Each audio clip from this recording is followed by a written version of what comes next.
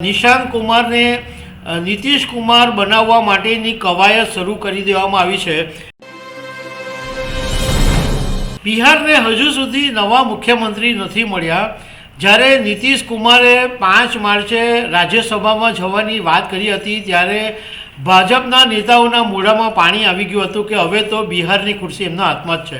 પણ 17 દિવસ થયા હજુ પણ બિહારના મુખ્યમંત્રી તરીકે નીતિશ કુમાર જ છે અને એવી ચર્ચા ચાલી રહી છે કે નીતિશ કુમાર એટલું જલ્દીથી ખુરશી છોડવા નથી માંગતા। તો આના વિશે હું તમારી સાથે વાત કરીશ। મારું નામ રાજેશ શાહ છે અને તમે જોઈ રહ્યા છો ગુજરાતના સૌથી મોટા ડિજિટલ ન્યૂઝ પ્લેટફોર્મ ખબર છે.com। બિહાર વિધાનસભાની ચૂંટણી તાજેતરમાં થઈ ત્યારે ભારતીય જનતા પાર્ટી સૌથી મોટી પાર્ટી તરીકે ઉભરી આવી અને સેકન્ડ નંબરે નીતિશ કુમારની જેડીયુ હતી। એમ છતાં એનડીએ ગઠબંધને નીતિશ કુમારને બિહારના મુખ્યમંત્રી બનાવેલા, પરંતુ 5 માર્ચ 2026ના દિવસે બિહારના રાજકારણની અંદર અચાનક આંચકો આવે એવા એક ન્યૂઝ સામે આવ્યા અને નીતિશ કુમારે કીધું કે એમને રાજ્યસભામાં જવાની ઈચ્છા છે અને થોડાક દિવસો પછી એમણે રાજ્યસભાની અંદર ફોર્મ પણ ભરી દીધું અને એ વખતે અમિત શાહ પણ હાજર હતા અને 16 માર્ચે રાજ્યસભાના ઉમેદવારની ચૂંટણી થઈ। એમાં નીતિશ કુમાર રાજ્યસભાના સાંસદ પણ બની ગયા। આ વાત 5 માર્ચની છે અને આજે થઈ 22 માર્ચ, 17 દિવસ થઈ ગયા, પરંતુ હજી બિહારમાં મુખ્યમંત્રી પદની સત્તા નીતિશ કુમારના હાથમાં જ છે। બધા એવું માનતા હતા કે હવે રાજ્યસભાનું ફોર્મ ભરી દીધું છે એટલે 2-4 દિવસની અંદર નીતિશ કુમાર ખુરશી ખાલી કરી દેશે અને નવા મુખ્યમંત્રી જાહેર કરી દેવામાં આવશે, પણ હજુ સુધી એવું બન્યું નથી। કેટલાક રાજકારણના જાણકારોનું માનવું એમ છે કે ભાજપ અને જેડીયુ એટલે નીતિશ કુમારની વચ્ચે ખેંચતાણ ચાલે છે। નીતિશ કુમાર 10 વર્ષથી બિહારના સીએમ રહ્યા છે એટલે એટલી જલ્દી ખુરશી છોડે એમ નથી અને હજુ પણ કેટલીક ડીલ કે કેટલીક ખેંચતાણો બાબતે આ વાત ચાલી રહી છે અને એટલા માટે હજુ મુખ્યમંત્રી પદ નથી મળ્યું।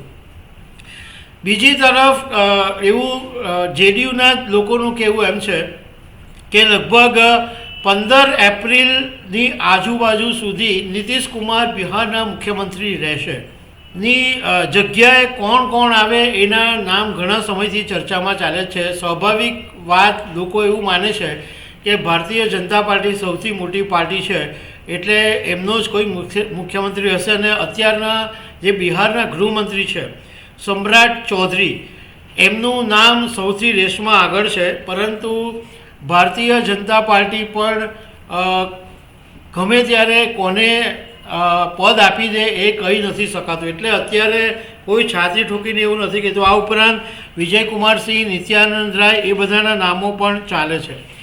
બીજું કે બંધારણની જોગવાઈ એવી છે કે રાજ્યસભાના સભ્ય બન્યા પછી પણ 6 મહિના સુધી સીએમ રહી શકે છે, એટલે 6 મહિના સુધી તો કદાચ નીતિશ કુમારને સીએમ ભાજપ નહીં રહેવા દે, પરંતુ હજુ પણ એકાદ મહિનો ખેંચાઈ શકે એમ છે।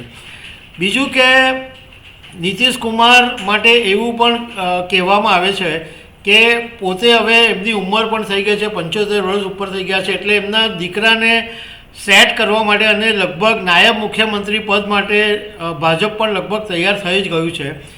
પણ એમનો જે પુત્ર નિશાંત છે એ જેડીયુમાં તો જોઈન થઈ ગયો છે, પરંતુ હજુ સુધી જે સોશિયલ મીડિયામાં તસવીરો સામે આવી રહી છે એમાં ઘણા બધા લોકો એવું માની રહ્યા છે કે નિશાંત નીતિશ કુમારની સરખામણી કરી શકે એવા નથી। એક ઢીલા નેતા તરીકેની ઇમેજ ઊભી થઈ છે અને એને કારણે જેડીયુએ અત્યારે નિશાંત કુમાર માટે એક પોલિટિકલ ટ્રેનિંગ શરૂ કરી છે।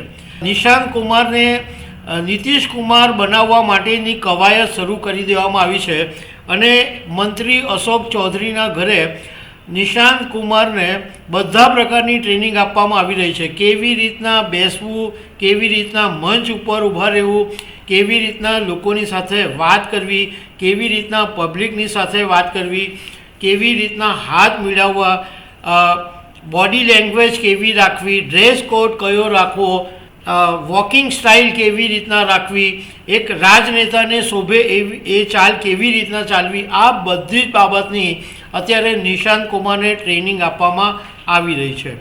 તો દર્શક મિત્રો, આવી અનેક વાતો સાથે અમે તમને મળતા રહીશું. આભાર.